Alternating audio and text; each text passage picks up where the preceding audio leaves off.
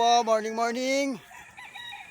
At kwentong magmamanok lang, medyo talagang hindi po maganda ang lakad namin kagabi.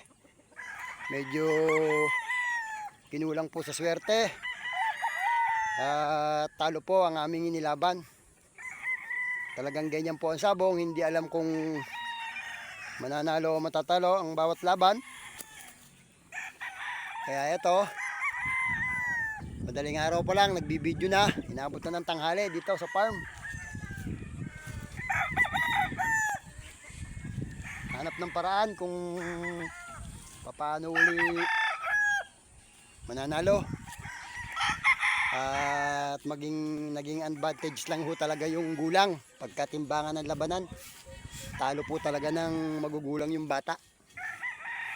Yung aming mga bullstag na bata napalaban po sa mga 3 taon, 4 na taon. Pero ano rin naman po, maganda rin po ang mga performance, kaya lang talagang talo po sa kalidad.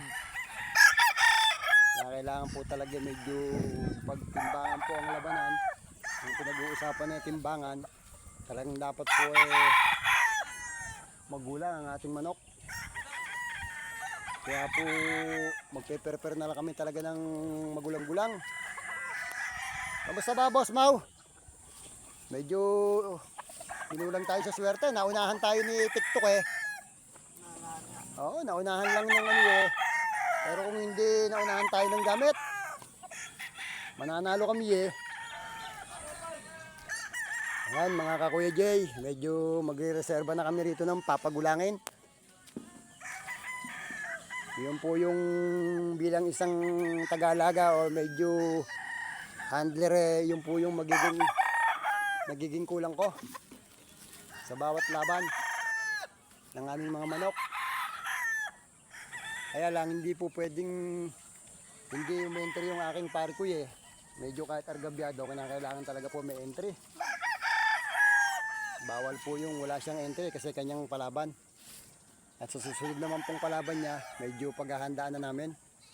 Ayan, kwentong pinulang lang sa swerte yung aming mga bullstag kagabi.